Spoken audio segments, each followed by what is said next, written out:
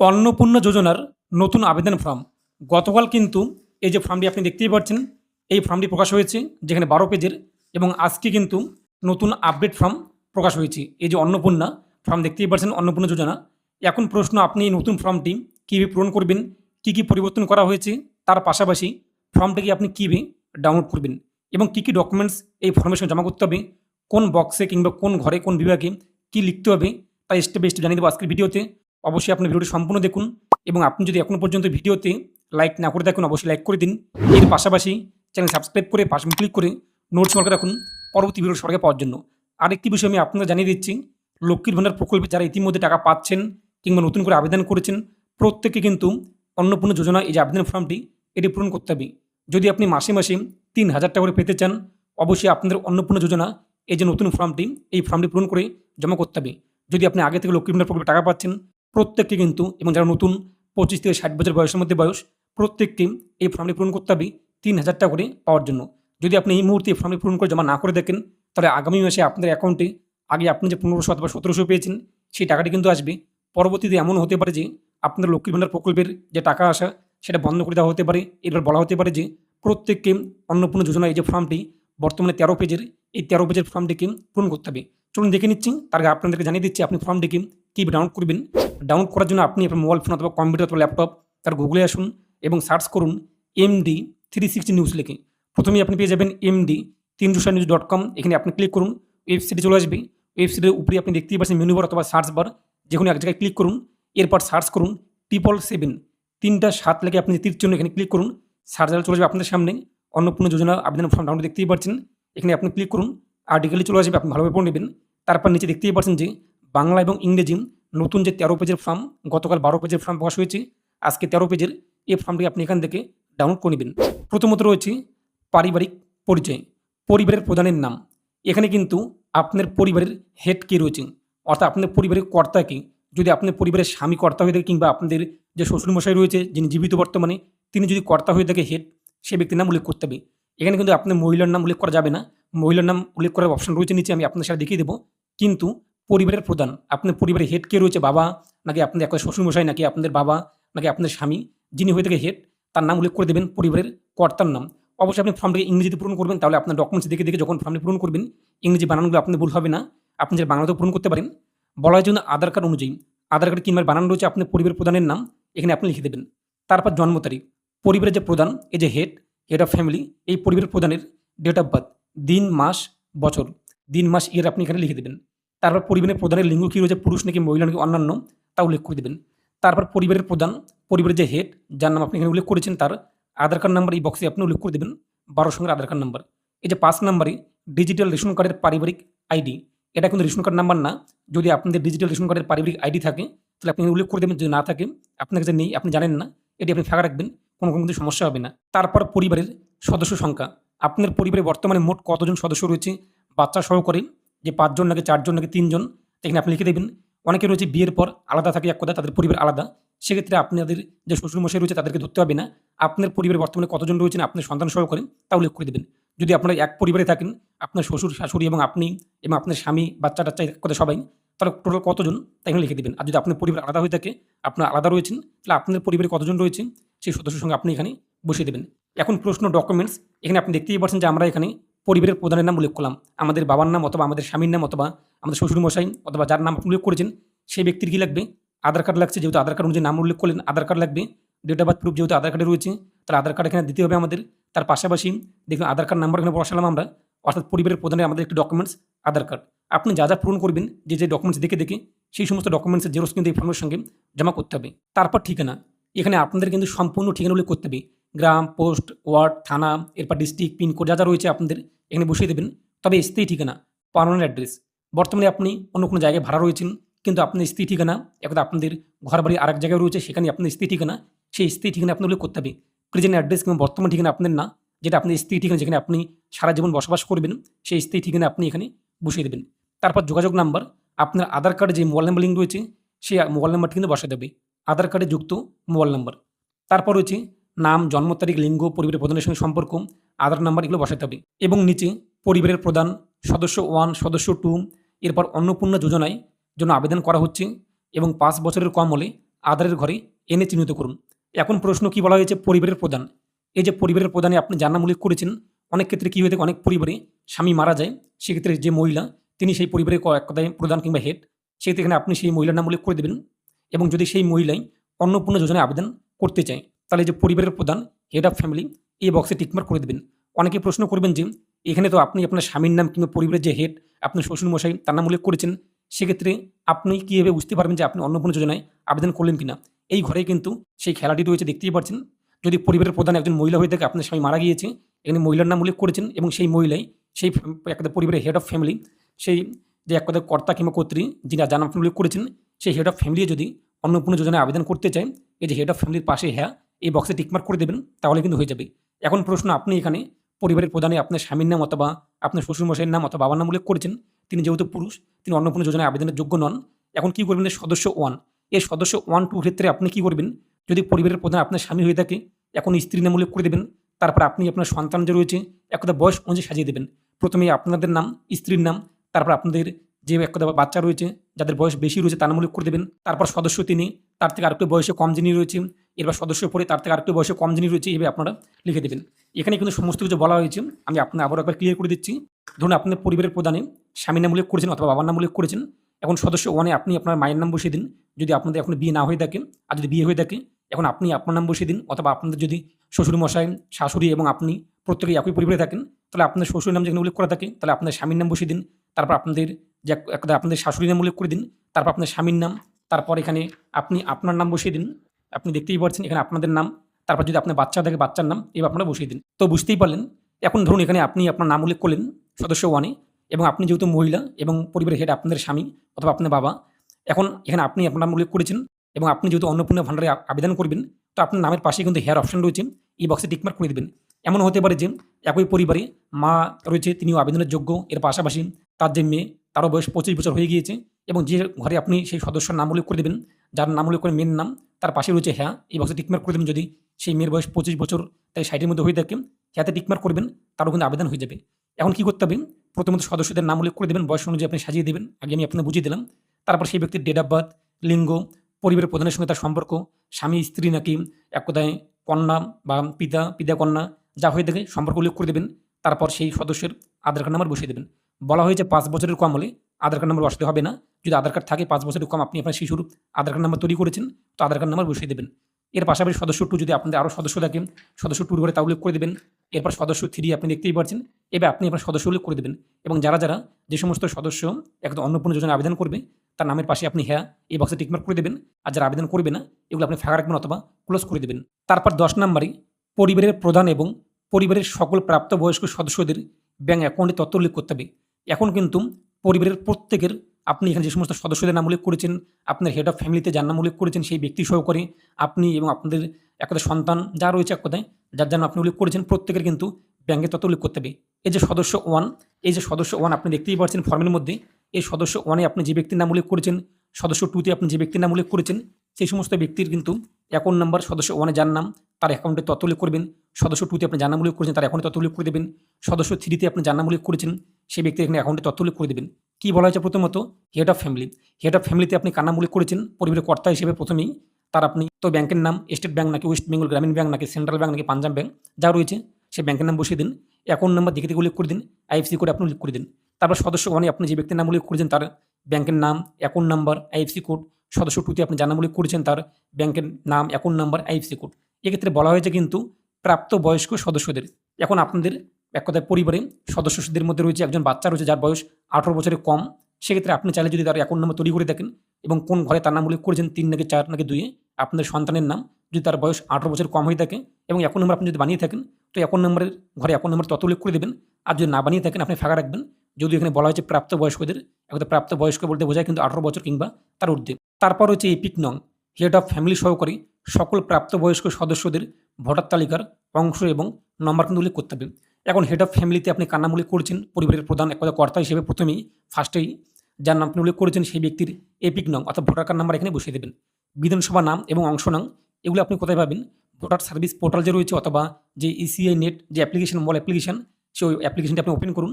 এরপরে যে সার্চ দেখতেই পাচ্ছেন, সার্চ ইউর নেম, এখানে ক্লিক করে আপনি ভোটার কার্ড নাম্বারটি বসিয়ে সার্চ করতেই বিধানসভা এবং অংশ নাম্বার পেয়ে যাবেন, তা দেখতে লিখে দিবেন। এর পাশাপাশি সদস্য 1 যে রয়েছে এক কথায়, সেখানে আপনি কার নাম উল্লেখ করেছেন, তার যদি ভোটার কার্ড থাকে, ভোটার কার্ড হয়েছে, তো ভোটার কার্ড নাম্বার এবং বিধানসভা এবং অংশ নাম্বার আপনি বসিয়ে দেবেন সার্চ করে বের করে। এর পাশাপাশি বলা হয়েছে কিন্তু প্রাপ্তবয়স্ক যাদের, যে সমস্ত সদস্যদের আপনি নাম উল্লেখ করেছেন, আপনার পরিবারে যতজন সদস্য রয়েছে এক কথায় বাচ্চা থেকে শুরু করে প্রত্যেকের নাম উল্লেখ করতে হবে। কিন্তু যাদের এক কথায় ভোটার কার্ড হয়নি, এখনো 18 বছর হয়নি, ভোটার কার্ড নেই, তাদের ঘরগুলো আপনি ফাঁকা রাখবেন, সমস্যা কিন্তু নেই। তারপর হচ্ছে কিন্তু বিভাগ 12 নম্বরে, আপনি কি ইউআর এক কথায় আনরিজার্ভ বা জেনারেল, নাকি আপনি এক কথায় আর্থিকভাবে দুর্বল ইউআর ইডাব্লিউএস, নাকি তপশিলি জাতি এসসি, নাকি এসটি, নাকি উপজাতি, নাকি ওবিসি, নাকি পিভিটিজি, যেটি হয়ে থাকে আপনাদের সেই বক্সে আপনি টিকমার্ক করে দেবেন। তার পাশাপাশি বলা হয়েছে কিন্তু প্রযোজ্য শংসাপত্র যেমন জাতিগত ইত্যাদি শংসাপত্র আপনাদের কিন্তু জমা করতে হবে। এবং আপনি যে এখানে যার যার ভোটার কার্ড তথ্য উল্লেখ করেছেন, ভোটার কার্ডে যেও জমা করতে হবে, অ্যাকাউন্টে তথ্য যে উল্লেখ করলেন যে সমস্ত ব্যক্তির, যে সমস্ত সদস্যদের, প্রাপ্তবয়স্কদের প্রত্যেকের কিন্তু অ্যাকাউন্ট নম্বরের জেরক্সও জমা করতে হবে। যা যা উল্লেখ করবেন তার জেরক্স আপনাদের জমা করতে হবে এই ফর্মের সঙ্গে। তারপর হচ্ছে কি রেশন কার্ড এবং খাদ্য ভর্তুকি। প্রথমত বলা হয়েছে আপনি কি ডিজিটাল কিংবা আপনার কি ডিজিটাল রেশন কার্ড আছে কিনা।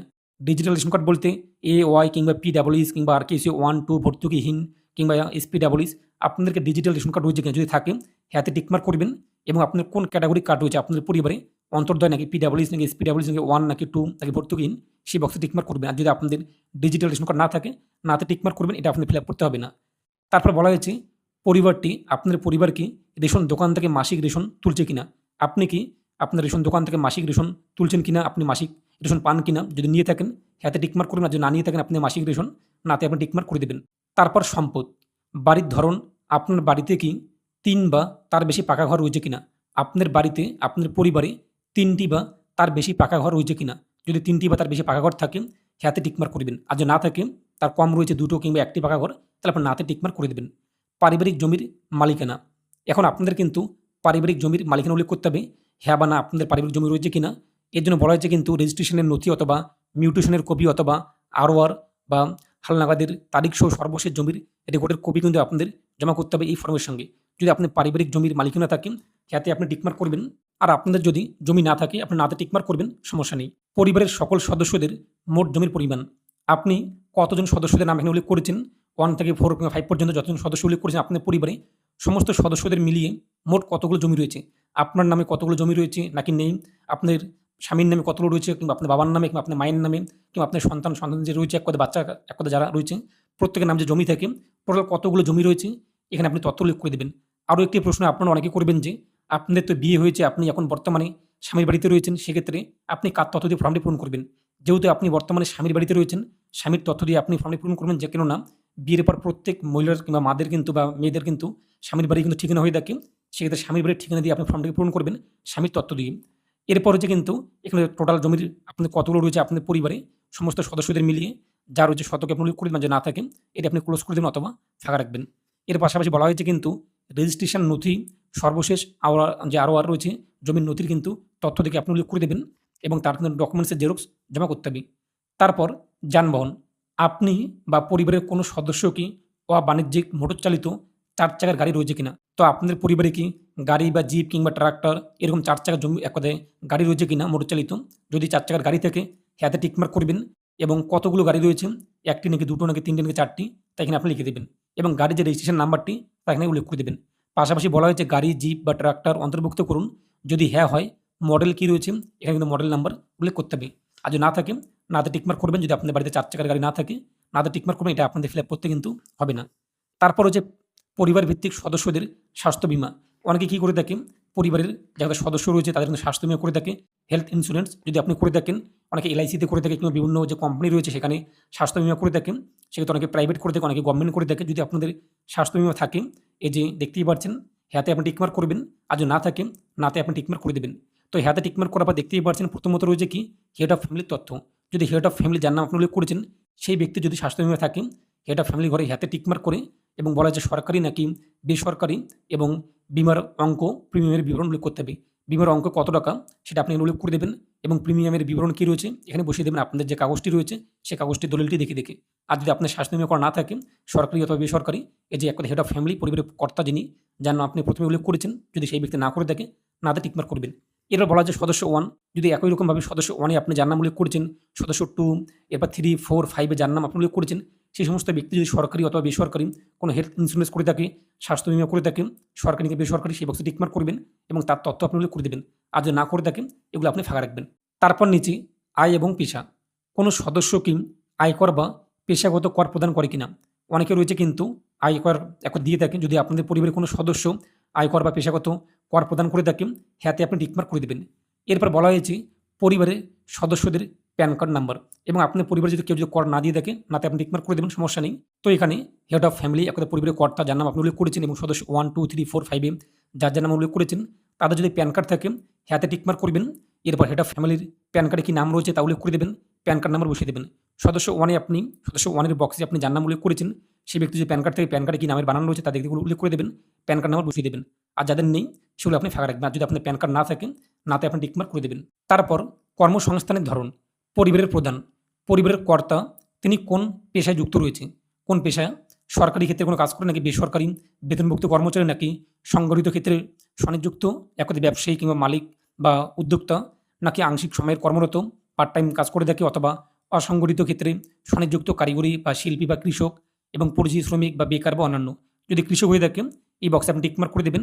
আর যদি পরিবারের কর্তা কোনো সরকারি কিংবা বেসরকারি কাজ করে থাকেন সেই বক্সে টিকমার্ক করবেন। অন্যান্য হলো অন্যান্য বক্সে টিকমার্ক করে এখানে লিখে দেবেন কী কাজ করে থাকে। এক্ষেত্রে বলা হয়েছে কিন্তু যেটি এক কথা হয়ে থাকে সেই বক্সে টিকমার্ক করুন, পাশাপাশি প্রয়োজনীয় নথি অথবা স্বঘোষণা জমা দিন। যদি কেউ প্রাইভেটে একটা প্রাইভেট কোম্পানিতে জব করে থাকেন অবশ্যই সেখানে জয়েন হওয়ার যে কাগজ রয়েছে অথবা তার কোনো কার্ড রয়েছে তার জেরক্স জমা করতে হবে। অথবা আপনি যদি কৃষক হয়ে থাকেন একজন, যেখানে স্বঘোষণাপত্র সাদা পেজে আপনি একটি ডিক্লারেশন লিখে দেবেন আপনি একটা কৃষক একজন, ইত্যাদি বিষয়গুলো কীভাবে আপনি লিখে দেবেন স্বঘোষণাপত্র একটা পরিবারের প্রধানের ক্ষেত্রে এই ঘরটি। এরপর সদস্য 1, সদস্য 1 আপনি যার নাম উল্লেখ করেছেন সেই ব্যক্তি যদি কোনো কাজে যুক্ত থাকে এখান থেকে আপনি টিকমার্ক করে দেবেন, যা হয়ে থাকে। যদি না হয়ে থাকে এই সমস্ত বক্সের মধ্যে অন্যান্য এই বক্সে টিকমার্ক করবেন। তো একই রকমভাবে সদস্য 2 আপনি যার নাম উল্লেখ করেছেন সে কোনো কাজে যুক্ত কিনা, যদি কেউ স্টুডেন্ট হয়ে থাকে আপনি একটা পরিবারের যে কোনো সন্তান পড়াশোনা করছে বর্তমানে, অন্যান্য এই বক্সে টিকমার্ক করবেন এবং পাশে আপনি স্টুডেন্ট এটা কিন্তু লিখে দিতে পারেন। এরপর সদস্য 3 ক্ষেত্রে আপনি একই রকমভাবে এগুলি ফিল আপ করে নেবেন। তারপর বলা হয়েছে কিন্তু পরিবারে শিক্ষিত প্রাপ্তবয়স্ক সদস্যদের সংখ্যা এবং পরিবারে অশিক্ষিত প্রাপ্তবয়স্ক সদস্যদের সংখ্যা। প্রাপ্তবয়স্ক মানে কিন্তু 18 বছর কিংবা তার ঊর্ধ্বে এরকম বোঝায়। তো আপনার পরিবারে যতজন সদস্য রয়েছে যার যার নাম আপনি উল্লেখ করেছেন সেই সমস্ত সদস্যদের মধ্যে 18 বছরের ঊর্ধ্বে প্রাপ্তবয়স্কদের মধ্যে শিক্ষিত কতজন রয়েছে এবং অশিক্ষিত কতজন রয়েছে এখানে আপনি তা উল্লেখ করে দেবেন। শিক্ষিত 5 জন নাকি অশিক্ষিত 2 জন এখানে আপনি বসিয়ে দেবেন। এবং বলা হয়েছে কিন্তু পরিবারের সকল শিক্ষিত প্রাপ্তবয়স্ক সদস্যদের সর্বোচ্চ শিক্ষাগত যোগ্যতার একটা মানটি প্রদান করুন। পরিবারের প্রধান হেড অফ ফ্যামিলি, পরিবারের কর্তা হিসেবে আপনি যার নাম উল্লেখ করেছেন সেই ব্যক্তি শিক্ষিত নাকি অশিক্ষিত সেই বক্সে টিকমার্ক করবেন। এবং তার সর্বোচ্চ শিক্ষাগত যোগ্যতা কী রয়েছে, ক্লাস 8 পাস নাকি ক্লাস 5 নাকি উচ্চ মাধ্যমিক নাকি এক কথা গ্র্যাজুয়েশন নাকি পোস্ট গ্র্যাজুয়েশন, যা হয়তো সর্বোচ্চ যোগ্যতা তা আপনি এখানে লিখে দেবেন। সদস্য 1 আপনি যার নাম উল্লেখ করেছেন একই রকমভাবে তিনি শিক্ষিত নাকি অশিক্ষিত সেই বক্সে টিকমার্ক করবেন এবং তার সর্বোচ্চ যোগ্যতা কী রয়েছে, কত ক্লাস পর্যন্ত তিনি পড়াশোনা করার পর বাদ দিয়েছেন তা উল্লেখ করে দেবেন। একই রকমভাবে সদস্য 2, সদস্য 3 এবার আপনি বসিয়ে দেবেন। তারপর বলা হয়েছে কোনো সদস্য কি কোনো সাংবিধানিক পদ, মন্ত্রী, সাংসদ, বিধায়ক, পৌরস্থানীয় সংস্থা কিংবা পঞ্চায়েত সংস্থার প্রাক্তন কিংবা বর্তমান ধারক।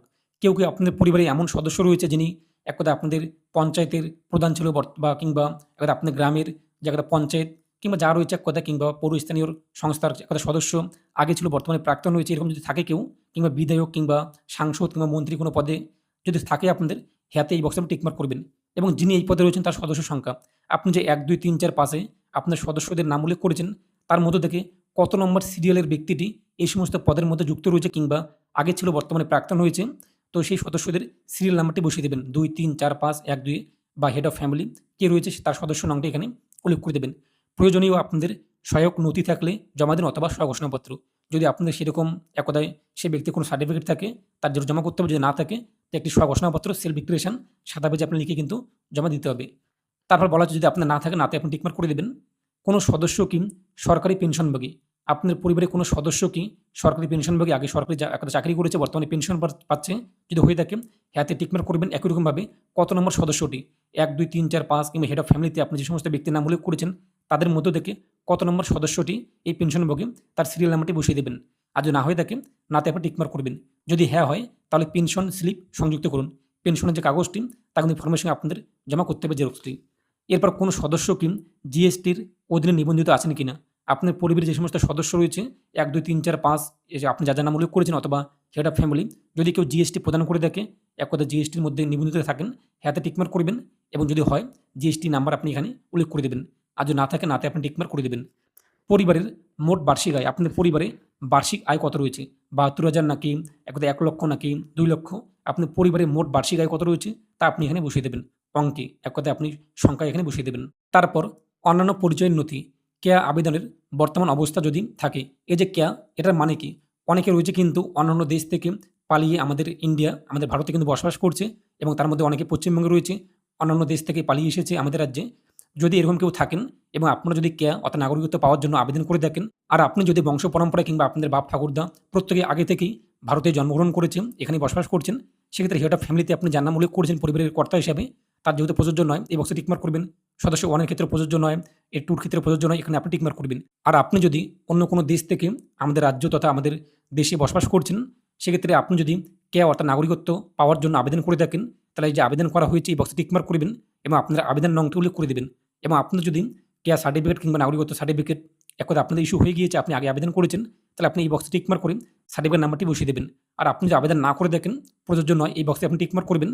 এর পাশাপাশি সদস্য 1 এর ক্ষেত্রে কোন সদস্যরা এক কথায় আবেদন করেছে, কাদের কাছে সার্টিফিকেট ইস্যু হয়েছে তা আপনি উল্লেখ করে দেবেন। আর আপনার যদি না হয়ে থাকে, এই যে প্রযোজ্য নয়, প্রযোজ্য নয়, প্রযোজ্য নয়, সদস্য 2, 3, 4 দেখতে পাচ্ছেন, এই সমস্ত প্রযোজ্য নয় এই বক্সে আপনি টিকমার্ক করে দেবেন। তারপর অন্যান্য কিষাণ ক্রেডিট কার্ড, কেসিসি অথবা কিষাণ ক্রেডিট কার্ড, এআরডি অথবা শিল্পী credit card, artisan credit card অথবা মৎস্যজীবী ক্রেডিট কার্ড অথবা শিক্ষার্থী credit card, student credit card ইত্যাদি এই সমস্ত কার্ডে আপনি যদি অ্যাপ্লাই করে থাকেন এবং পরিবারের প্রধানের যদি কেউ অ্যাপ্লাই করে থাকে কিংবা কার্ড রয়েছে কারো কাছে কেসিসি কার্ড, পরিবারের যে আপনাদের প্রধান হেড কর্তা যদি থাকে, সেই হেডের নাম্বারটি এখানে উল্লেখ করে দেবেন, কেএসি নাম্বার কিংবা স্টুডেন্ট আইডি কার্ড যা রয়েছে আপনার আর্টিসিয়ান ক্রেডিট কার্ড অথবা যে একটা কিষাণ ক্রেডিট কার্ড এআরডি, সেই নাম্বারটি বসিয়ে দেবেন, আইডি সংখ্যা উল্লেখ করে দেবেন, যে তারিখে একটা ইস্যু করা হয়েছে কার্ডটি, সেই ইস্যু তারিখটি উল্লেখ করে দেবেন।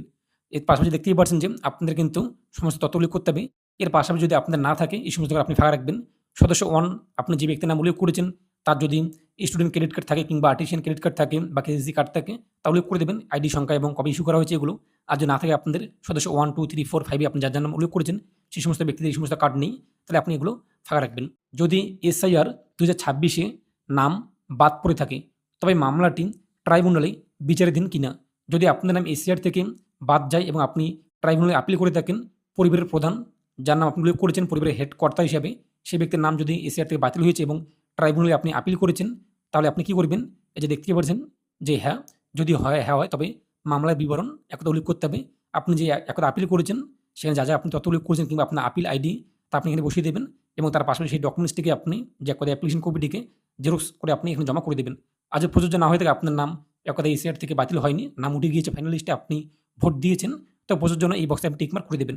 আর আপনি যদি দেখতেই পাচ্ছেন এসআইআর থেকে বাদ পড়ে যায়, তবে মামলাটি বর্তমান ট্রাইব্যুনালে বিচারাধীন কিনা, যদি না থাকে নাতে আপনি টিকমার্ক করে দেবেন। আপনাদের ক্ষেত্রে যা হয়ে থাকে, আমাদের ক্ষেত্রে যদি প্রযোজ্য নয়, আমাদের নাম উঠে গিয়েছে, তাই প্রযোজ্য নয় এই বক্সে আমরা টিকমার্ক করব। তো একই রকমভাবে সদস্য 1, 2, 3, 4, 5 যার নাম আপনি উল্লেখ করেছেন, সেই সমস্ত ব্যক্তিদের নাম যদি এসআইআর থেকে বাতিল হয়ে যায় এবং আপনি ট্রাইব্যুনালে আপিল করেছেন, তাহলে আপনি কী করবেন? হ্যাঁ, যদি 1 নম্বর সদস্যদের এরকম হয়ে থাকে কিংবা 2 নম্বর সদস্য আপনি যার নাম উল্লেখ করেছেন তার যদি এরকম হয়ে থাকে, হ্যাঁতে টিকমার্ক করে মামলার বিবরণ এখানে আপনি অ্যাপিল আইডি উল্লেখ করে দেবেন। আর যদি না হয়ে থাকে, প্রযোজ্য নয়, প্রযোজ্য নয় এগুলি বক্সে আপনি টিকমার্ক করে দেবেন। তারপর হচ্ছে কি সামাজিক মর্যাদা এবং নির্ভরশীল ব্যক্তিগণ। এখন কি করতে হবে? সদস্য 1, 2, 3, 4, 5 আপনাদের প্রত্যেকের নাম উল্লেখ করতে হবে, আপনাদের স্বামী এবং আপনাদের বা সন্তান যারা রয়েছে প্রত্যেকের নাম। তার পাশাপাশি এখন কিন্তু যদি আপনার কোনো শিশু সন্তান থাকে কিংবা শিশু সদস্য থাকে, বিদ্যালয়ে অধ্যয়নরত পরিবারের সকল শিশুর বিবরণ। যদি আপনার পরিবারে কোনো শিশু সদস্য থাকে বর্তমানে পড়াশোনা করছে, তো সেই শিশুর নাম উল্লেখ করে দেবেন, কোন শ্রেণীতে পড়াশোনা করছে, কোন বিদ্যালয়ে তার নাম, ধরন কী রয়েছে, এক কথায় সরকারি নাকি সরকারি সাহায্যপ্রাপ্ত নাকি স্পন্সর বিদ্যালয়, এই বক্সে টিকমার্ক করবেন যেটি হয়ে থাকে, অথবা বেসরকারি নাকি স্বীকৃত মাদ্রাসা নাকি অন্যান্য মাদ্রাসা নাকি অন্যান্য, যদি অন্যান্য কোনো বোর্ডে হয়ে থাকে সেক্ষেত্রে এক কথায় ওপেন স্কুল নাকি হোম স্কুল ইত্যাদি, সেই অন্যান্য ক্ষেত্রে আপনি উল্লেখ করে দেবেন। তো আপনার পরিবারে যদি কোনো শিশু সন্তান থাকে এবং যিনি বর্তমানে বিদ্যালয়ে পড়াশোনা করছে, তার তথ্য আপনি উল্লেখ করে দেবেন। সদস্য 1, শিশু সদস্য 1, এরপর শিশু সদস্য 2 এইভাবে আপনি বসিয়ে দেবেন। এরপর শিশুদের টিকাকরণের বর্তমান অবস্থা, আপনাদের শিশুর কি টিকা হয়েছে কিনা, আপনি টিকা দিয়েছেন কিনা, যদি হ্যাঁ টিকাকরণ শুরু হয়েছে এবং সম্পূর্ণ হয়েছে, তাহলে আপনি বক্সে টিকমার্ক করবেন। যদি হ্যাঁ হয়, তাহলে কিন্তু টিকাকরণের কার্ড আইডি, যদি না হয় তাহলে শেষ টিকা নেওয়ার তারিখ, টিকা না নেওয়ার কারণ এর মধ্যে উল্লেখ করতে হবে। যদি টিকা নিয়ে থাকেন আপনার শিশুর, তাহলে হ্যাঁ টিকাকরণ শুরু হয়েছে এবং শেষ হয়েছে, এই বক্সে আপনি টিকমার্ক করবেন। শিশু সদস্য 1 এবং 2, 3, 4 এ আপনি যার নাম উল্লেখ করেছেন যে সমস্ত শিশুদের নাম, এক্ষেত্রে শিশু সদস্য 1, 2, 3, 4 যার আপনি নাম উল্লেখ করেছেন সেই হিসেবে আপনি হ্যাঁ, না যা হয়ে থাকে সেই বক্সে আপনি টিক মার্ক করে দেবেন। তারপর বলা হয়েছে কিন্তু সরকারি প্রকল্পের আওতায় সুবিধা। আপনি কি কোনো সরকারি প্রকল্পের সুবিধা ডিবিটির মাধ্যমে পাচ্ছেন কিনা? আপনি কি পুরো এক কথায় কোনো প্রকল্পের টাকা পাচ্ছেন কিনা? পিএম কিষাণ, কৃষক বন্ধু কিংবা লক্ষ্মীর ভান্ডার কিংবা বয়স্ক ভাতা কিংবা বিধবা ভাতা ইত্যাদি প্রকল্পের টাকা পাচ্ছেন কিনা? যদি পেয়ে থাকেন পরিবারের প্রধানে আপনি যার নাম উল্লেখ করেছেন সেই ব্যক্তি যদি পেয়ে থাকেন, হ্যাঁ এই বক্সে আপনি টিক মার্ক করবেন। আর যদি না পেয়ে থাকেন, নাতে আপনি টিক মার্ক করবেন। তারপর নিচে প্রকল্পের নাম, আপনি কি এই প্রকল্পটি থেকে নিজেকে প্রত্যাহার করতে চান কিনা? এবং পাশে যদি হ্যাঁ হয় সেই বক্সে টিক মার্ক করবেন। এক্ষেত্রে আপনি দেখতেই পাচ্ছেন যে প্রথমে রয়েছে কিন্তু পরিবারের প্রধান। যদি পরিবারের প্রধান হেড যদি কোনো প্রকল্পে টাকা পেয়ে থাকে, হ্যাঁতে আপনি টিক মার্ক করবেন। এরপর পরের পেজে কিন্তু আমাদের সামনে, যদিও অনেক লম্বা পেজ, এক কথায় 13 পেজের পিডিএফটি দেখতেই পাচ্ছেন। এখানে কিন্তু পরিবারের প্রধানের তথ্য উল্লেখ করতে হবে, কোন প্রকল্প পাচ্ছেন তিনি, সেই প্রকল্পের নাম, যে সমস্ত প্রকল্প পাচ্ছেন সেই সমস্ত প্রকল্পের নাম আপনি এখানে বসিয়ে দেবেন। এখন পরিবারের প্রধান যদি কোনো প্রকল্প থেকে বের হতে চায় যে এই প্রকল্পের আপনি সুবিধা চাচ্ছে না, তাহলে আপনি এই বক্সে টিক মার্ক করবেন। টিক মার্ক করলে কিন্তু আপনি এই প্রকল্প থেকে বের হয়ে যাবেন। এই প্রকল্পের সুবিধা আপনি কিন্তু কোনোদিনও পাবেন না। একরকমভাবে আপনার সদস্য 1 এ যদি যার নাম আপনি উল্লেখ করেছেন সেই সদস্য যদি কোনো প্রকল্পের টাকা পেয়ে থাকে, হ্যাঁতে টিক মার্ক করে সেই সমস্ত প্রকল্পের নাম উল্লেখ করে দেবেন।